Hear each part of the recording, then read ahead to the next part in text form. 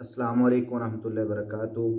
अल्हम्दुलिल्लाहि रब्बिल आलमीन वस्सलातु वस्सलामु अला सय्यिदिल अंबियाइ वल मुरसलीन। अम्मा बाद फ़अऊज़ु बिल्लाहि मिनश शैतानिर रजीम। बिस्मिल्लाहिर रहमानिर रहीम। अफ़ला यतदब्बरूनल कुरआन। सदक़ल्लाहुल अज़ीम। अल्लाह रब्बुल इज़्ज़त कुरान पाक में लोगों को ऐलान करते हैं, कायनात के लोगों को तवज्जो दिलाने के लिए, कायनात के लोगों को अपने कलाम की तरफ तवज्जो दिलाने के लिए बयान करते हैं। अफ़ला यतदब्बरूनल कुरान, क्या ये लोग तवज्जो नहीं करते, तदब्बुर तफक्कुर नहीं करते कुरान के अंदर। अल्लाह रब्बुल इज़्ज़त ने कुरान पाक को एक ऐसा ज़िंदा मोजज़ा बनाया है जो लताइफ, बारीकियाँ और कई एक अजायब बातों से भरा हुआ है। आइए उन लताइफ और उन बारीकियों में से कुछ बारीकियाँ, कुछ लताइफ जो हमें सहूलत की सूरत में मुयस्सर हैं, उनको हम देखते हैं।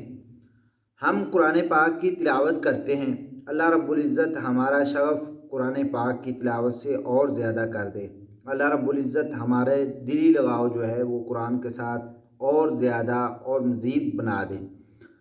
अल्लाह रब्बुल इज़्ज़त के पाक कलाम के अंदर हम आयात को तिलावत करते हैं। कभी हमने सोचा है कि वो आयात के जो आखिर में एक गोल दायरा है, गोल दायरे की सूरत में आयत नंबर लिखा होता है, फिर हमें मालूम हो जाता है कि यहाँ पे इस सूरत की इतनी आयात हो चुकी हैं और इसके बाद इतनी आयात रहती हैं। यहाँ हमें ये मालूम होता है कि इस सूरत की इतनी आयात हैं और मैंने इतनी तिलावत फरमा ली और इसके बाद आइंदा इतनी मैं कल तिलावत करूँगा। ये आयात के आखिर में जो ख़त्मा है या गोल दायरा है या जो गिनती या नंबर शुमारा है, ये कब और किसने या अल्लाह के पैगंबर ने, सहाबा इकराम ने, तबा ताबईन ने या आइमा मुहद्दिसीन ने, ये किसने आखिर नकल किया और किसने ये हमारे लिए सहूलत बनाई।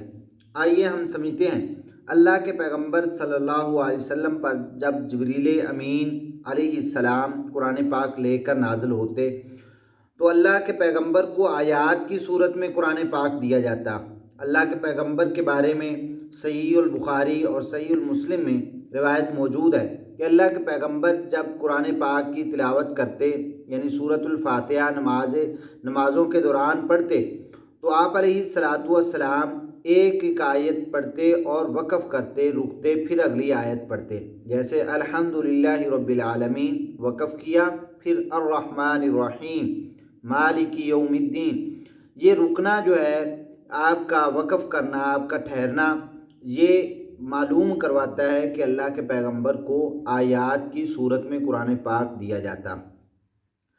फिर सहाबा इकराम रिज़वानुल्लाहि अलैहिम अजमाइन ने आप अलैहिस्सलातु वस्सलाम से बिलमुशाफ़ा कुरान पाक सीखा। आप अलैहिस्सलातु वस्सलाम ने कुरान पाक को लिखवाया हड्डियों पे, पत्तों पे, चमड़ों पे। जिस तरह सहाबा इकराम रिज़वानुल्लाहि अलैहिम अजमाइन अल्लाह के पैगंबर के सामने कुरान पाक तिलावत करते, वैसे ही याद कर लेते और अपनी ज़िंदगी के अंदर उसी कुरान पाक के ऊपर इक्तिफ़ा करते। फिर आहिस्ता आहिस्ता इस्लाम का दौरा हो गया, इस्लाम फैलना शुरू हो गया, लोगों तक पहुंचना शुरू हो गया। तो फिर ये बात समझना मुश्किल होती जा रही थी कि आयात कितनी हैं, कितनी मैंने तिलावत कर ली, कितनी रह गई, इस सूरत की कितनी आयात हैं। फिर उलमा मुहद्दिसीन ने ये काम करना शुरू कर दिया। वो उलमा मुहद्दिसीन सहाबा इकराम रिज़वानुल्लाहि अलैहिम अजमाइन से शुरू होते हैं, यानी हज़रत उस्मान रज़ी अल्लाह तआला अन्हु ने कुरान पाक की तदवीन का काम शुरू किया। उन्होंने कुरान पाक के कई नुस्खे लिखवाए और लोगों के अंदर तकसीम किए और लोगों के अंदर आम कुरान पाक को किया ताकि लोगों का कुरान के साथ शग़फ़ बढ़ जाए, कुरान पाक पढ़ना आसान हो जाए, लोग नाज़रा सीखें, लोगों को कुरान पाक की तालीम दी जाए। उन नुस्ख़ों को कापी कर कर के ख़त्तातीन लोगों के अंदर आम करते जाते, फैलाते जाते। फिर वक्तन फ़वक्तन, आहिस्ता आहिस्ता, रफ्ता रफ्ता वक़्त गुज़र गया। हज़रत उस्मान रज़ी अल्लाह तआला अन्हु के बाद ताबईन रहिमहुमुल्लाह का दौर आ गया। उनमें से जो मशहूर تابعین ہیں ان میں ایک نام جو سرورق آتا ہے وہ نام ہے حضرت یحییٰ، حضرت الامام یحییٰ رحمہ اللہ، اور نصر بن عاصم رحمہ اللہ نے اس کام کو مکمل کیا، یعنی انہوں نے آیات کے جو آخر میں نشاندہی تھی، آخر میں جو ایک چھوٹا موٹا نشان تھا وقف کی علامت لگا دی۔ پھر لوگوں کے اندر کافی عرصہ جو ہے وہ وقف کا نشان، وہ وقف کی علامت، وہ آیات کے آخر کا ختمہ چلتا رہا۔ پھر وقتاً فوقتاً آہستہ آہستہ رفتہ رفتہ تبدیلی آئی۔ تبدیلی کے بعد امام خلیل احمد الفراہیدی رحمہ اللہ انہوں نے قرآن پاک کے اندر جو آیات کے آخر میں گول دائرہ ہے اس کی صورت میں آیات کے آخر میں ایک نشان ڈالنا شروع کر دیا۔ وہ آہستہ آہستہ پھر وقتاً فوقتاً وہ بھی وقت گزر گیا، رفتہ رفتہ وہ وقت آ گیا کہ جب امام ابو جعفر نحاس رحمہ اللہ نے اپنی کتاب ناسخ منسوخ میں اس بات کو نقل کیا کہ قرآن پاک کے آخر میں، قرآن پاک کی آیات کے آخر میں جو گول دائرہ ہے اس کے اندر کچھ نہ کچھ اور تبدیلی کر دی جائے۔ وہ تبدیلی کیا تھی کہ ان کے اندر نمبر شمار، یعنی 1 2 3 4 یہ گنتی کے ہند سے لگا دیے گئے۔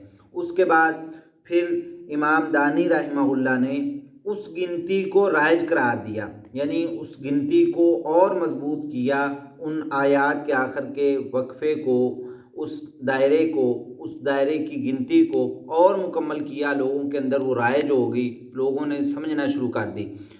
میرے بھائی یہ جو آسانیاں ہیں اللہ کے پیغمبر صلی اللہ علیہ وسلم کے دور میں نہیں تھی، لیکن امت کی سہولت کے لیے علماء نے، فقہاء نے، محدثین نے، شارحین نے قرآن پاک کی آسانی کے لیے، قرآن پاک کو لوگوں کے اندر عام کرنے کے لیے، لوگوں کی تلاوت کے لیے، لوگوں کو آسانی کے لیے یاد دلانے کے لیے یہ آسانیاں، یہ سہولتیں، یہ جو ہمارے لیے آج ایک مشعل راہ ہے کہ ہم اس پہ چل کے آیات کو حفظ کر لیتے ہیں، اتنی یاد کر لیتے ہیں، اتنی کا ترجمہ پڑھ لیتے ہیں، اتنی کو سمجھ سکتے ہیں۔ تو ان آسانیوں کو ہم بجائے اس کے کہ الٹ لیں، بلکہ ہم ان کو درست سمجھتے ہوئے، آسانی سمجھتے ہوئے ان محققین، ان شارحین، ان محدثین کے لیے دعا گو ہیں کہ اللہ رب العزت ان لوگوں کو اس کام کے بدلے میں جزائے خیر عطا فرمائے، ان کو کل قیامت کے دن اس کام کی وجہ سے سرخرو فرما دے، اور ہم لوگوں کو قرآن پاک کے ساتھ شغف حاصل کرنے کی توفیق عطا فرمائے۔ اللہ رب العزت ہمیں قرآن پاک کے ساتھ دلی لگاؤ عنایت فرما دے۔ اللہ رب العزت سے دعا ہے کہ اللہ رب العزت ہمیں قرآن پاک کو سمجھنے کی، اس کو پڑھنے کی، اس کے اوپر زندگی بسر کرنے کی توفیق عطا فرما دے۔ آخر میں ایک گزارش کہ چینل کو سبسکرائب کرتے جائیے، کیونکہ آئندہ دنوں میں انشاءاللہ العزیز ہم قرآن پاک کی لطائف اور باریکیاں بتانے کے لیے اور آپ لوگوں تک پہنچانے کے لیے حاضر ہیں۔ السلام علیکم۔